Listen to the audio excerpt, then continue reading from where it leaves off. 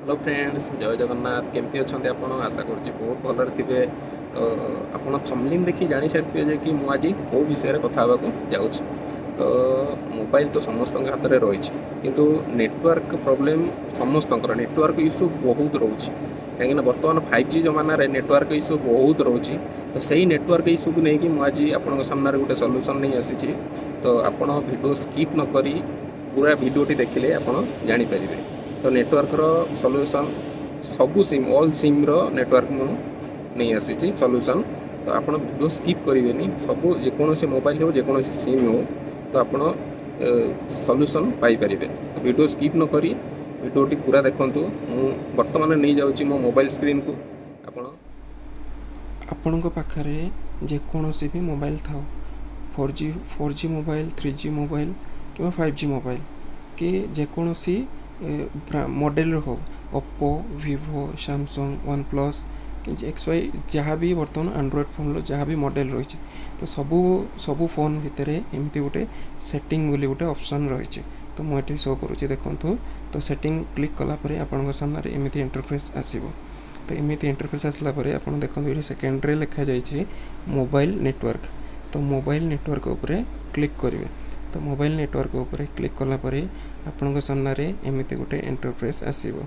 तो एमती इंटरफेस आपंकर जो सिम रो नेटवर्क प्रॉब्लम देखा, तो सिम 1 सिम 2, तो जे जो सिमटा आपंकर प्रॉब्लम देखा आपड़ तार पर क्लिक करेंगे। मोर सिम 1 प्रॉब्लम अच्छे, तो मुझे सिम 1 क्लिक करी। तो सिम 1 क्लिक कलापर आपण सामने देखो एमती एक इंटरफेस आसला आपन को दुईटा ऑप्शन मिल सेटिंग पाई। तो दुईटा ऑप्शन रे मु प्रथम आपन को फर्स्ट ऑप्शनटा बताऊँगी। तो आपन ये तले देखो लिखा जाइए तो perfect network type 5G 4G 3G 2G and auto bracket रे ऑटो लिखा जाइए। तो ये आपन को मु एरो मारी देखे दूसरी। तो आप देखिपारे ये आज्ञा। तो यहाँ यार ऊपर फास्ट आम क्लिक करवा। तो प्रथम फास्ट सेटिंगटा आम यहाँ करवा। तो ये लिखा जाइए देखो 5G 4G 3G 2G auto. तो आपंकर जदि 4G मोबाइल हो 4G उपर क्लिक करेंगे, 5G थे 5G उपर क्लिक करेंगे। तो मोर 5G थिला, तो आपन को 5G फास्ट सेटिंग यहाँ गला। तो आपन को सेकेंड सेटिंग देखो SS पॉइंट नेम्स। तो यहाँ सेकेंड सेटिंग। तो यार ऊपर आपन क्लिक करेंगे। क्लिक कलापर आपण सामने एमती एक इंटरफेस आसो जी कि आपणकर जियो सिम होते एमती शो कर। तो मोर जियो सिम, तो से ये जियो लिखी जियो नेट।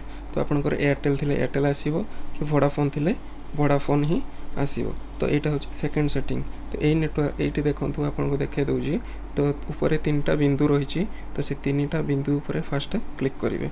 तो क्लिक कलापर ये आपको ऑप्शन देखो rest asset reset access points लिखा जाइए। तो आपड़ तार ऊपर क्लिक करेंगे।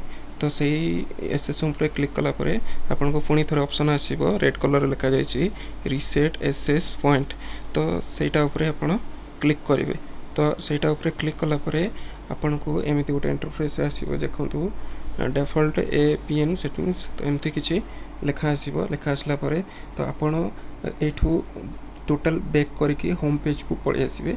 तो होम पेज को आसला परे आपण मोबाइल टी माने रिबोट कर लेबे, स्विच ऑफ करी आउ थरे ऑन करेंगे। तो ऑन कला परे आपण को देखंतु माने किछि समय स्विच ऑफ करके किछि समय मोबाइल टी रखिबे तापरे ऑन करेंगे। तो आपण को तापरे देखिबे मोबाइल रो नेटवर्क बहुत भलो बहुत स्पीड रे चलिबो। तो थैंक यू, बहुत बहुत धन्यवाद। जदि वीडियोटी भल लगी